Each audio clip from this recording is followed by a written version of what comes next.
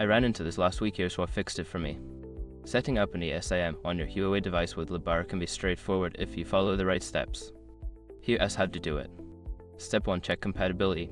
Make sure your Huawei device supports ESIM functionality. You can usually find this information in the device specifications or settings. Step 2. Get your ESIM activation code. Contact Lebara to obtain your ESIM activation code. This is typically sent via email or SMS. Keep it handy for the next steps. Step 3. Open mobile network settings. On your Huawei device, go to Settings Mobile Network. This is where you will add the ESIM. Step 4. Add ESIM profile. Select the option to add a mobile plan. You will be prompted to scan the QR code or enter the activation code manually. Follow the on-screen instructions.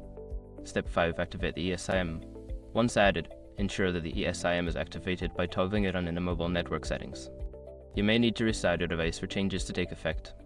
Remember, if you encounter any issues, double-check the activation code and ensure you have a stable internet connection during the setup. Good luck and enjoy your new ESIM.